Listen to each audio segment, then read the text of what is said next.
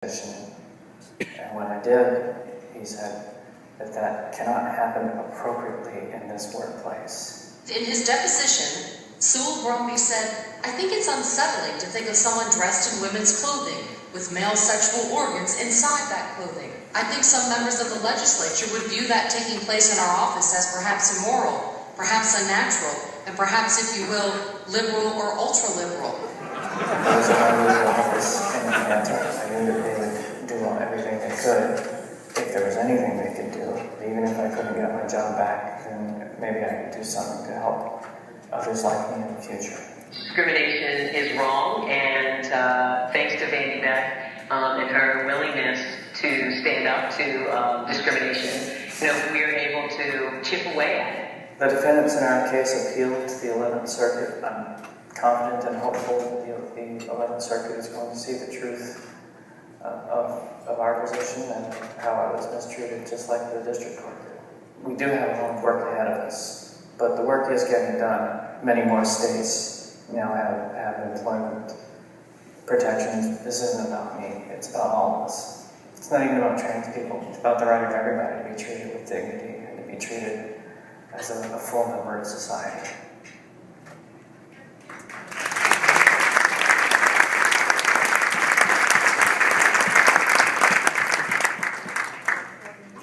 So Vandy Beck has really been at the forefront of transgender rights, and this is the time. This is the time for new changes. This is the time to make this an inclusive movement.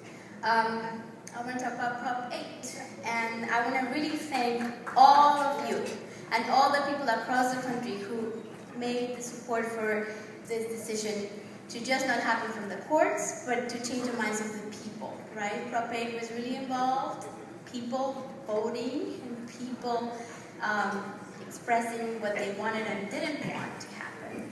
But I do want to tell you and read to you what the Ninth Circuit Court of Appeals said about Proposition 8. Proposition 8, with no apparent purpose, but to impose on gays and lesbians through the public law, a majority's private disapproval of them and their relationships by taking away from them the official designation of marriage with its societally recognized status. Proposition 8 violates equal protection.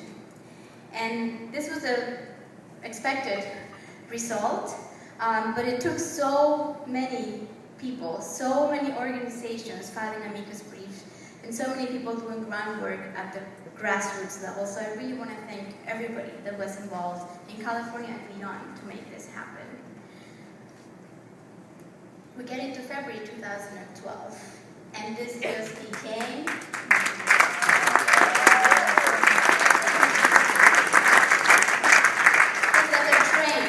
the walls started tumbling in February, this last month. So we started with Prop 8. Then we went to Washington State, passed marriage equality. Very soon after, New Jersey legislature votes in favor of marriage equality. Then we have Dr. Christie, right? But it passed. All the support, we hadn't seen all the support in 23 days, all these things happened. Let's go see what else happened. Oh wait, no, not yet.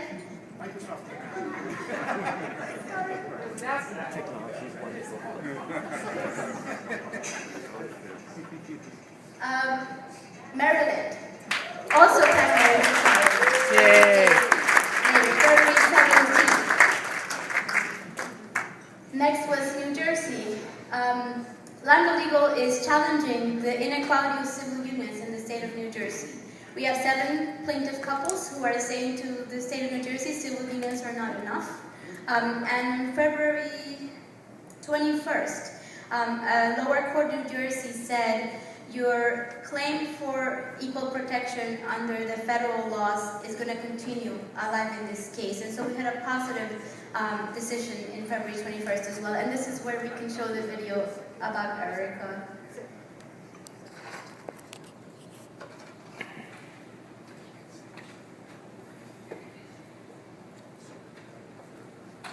Well, first attraction to Erica was her smile. It was so bright and so wide. And I remember going to meet her, got out of the car, and she had her back to me.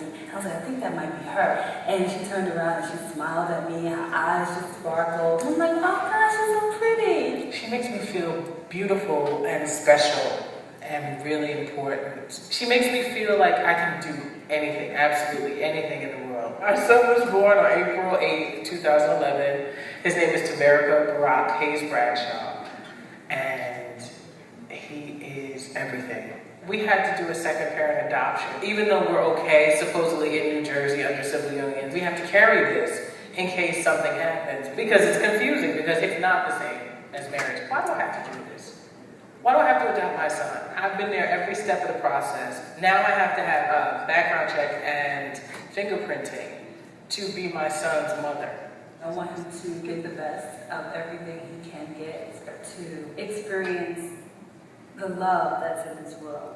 It's important that he doesn't have to look at us and maybe think less than because we're in a civil union and not married. We're a family living with our beautiful son who takes a lot of work, just like every other marriage.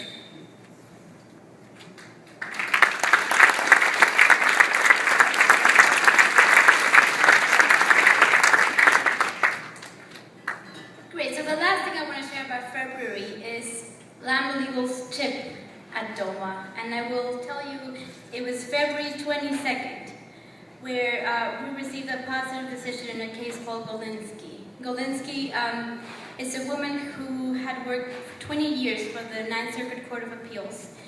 She tried to enroll her wife, Amy, into her health employee plan, was denied.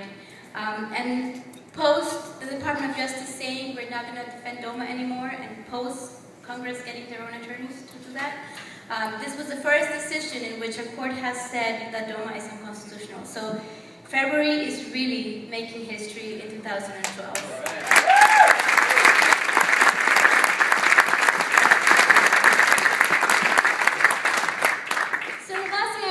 Today is to recognize people who left a legacy in 2012, and I want to talk about a few.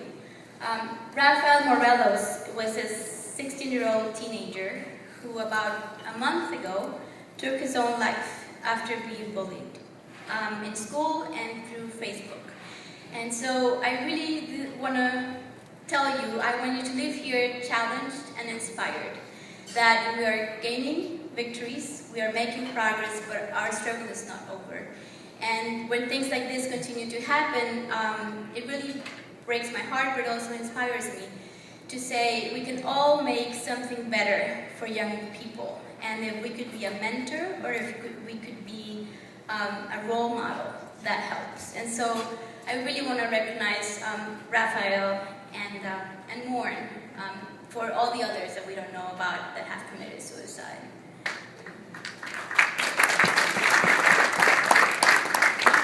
Another person I want to recognize who died in 2011 was John Lawrence.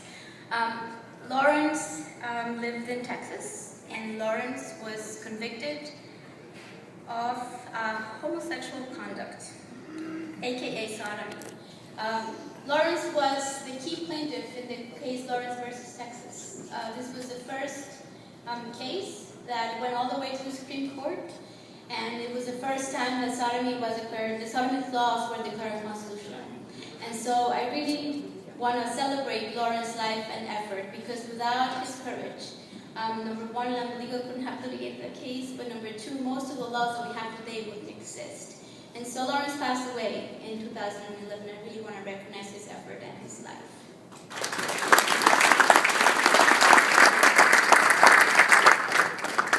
Another part of who makes our movement diverse and the celebrations that I want to point to you today is our elders. And after Edie, I don't know what else to say, but I was so honored to be here and listen to the story of her life. But I also want to recognize Robert Frank, also passed away in 2011, but he was a plaintiff in one of our cases that challenged HIV discrimination. He lived in an Arkansas assisted living facility, and as soon as the staff found out he was HIV positive, he was ejected from the facility. He was a man of great courage and wanted to challenge this practice and file a lawsuit. And in 2010, he was able to participate in a presidential meeting about HIV and aging issues. And so I really want to recognize his courage as well.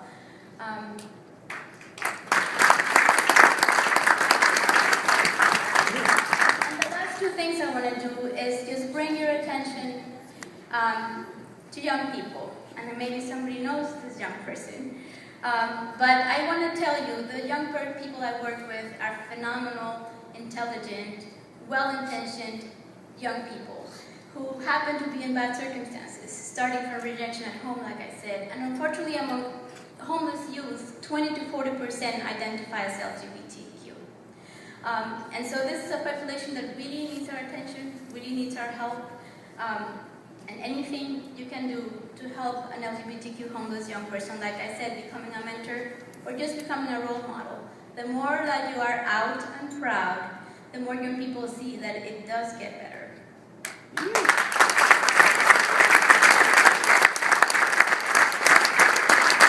have one more closing remark or request, which brings me to the last slide. November is the Day of Remembrance for all transgender people who have been victims of violence or who have been murdered because of violence. A close friend of mine, Camilla, died last year.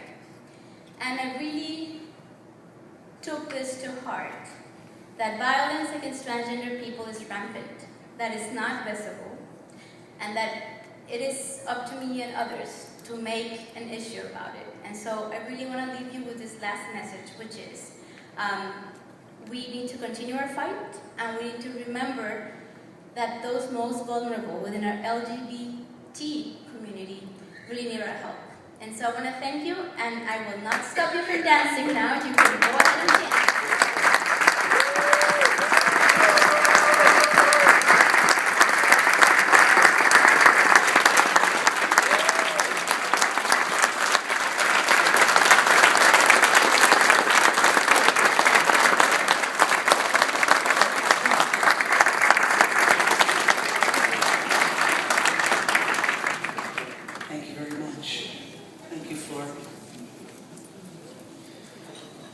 We're very grateful and appreciative of the legislators, policymakers, and politicians who are here with us this evening. Earlier tonight, Congresswoman Nina Lowy was here. I hope many of you got to say hi to her and continue to tell our story. And tonight, we're happy to have the mayor of Wapacheese Falls with us. That's Mayor Matt Alexander. Matt is actually currently a candidate for Congress in the new 18th district here in New York. When elected, he will be New York's first openly gay congressperson. Thank you for being here to Matt. Would you like to welcome Sarah?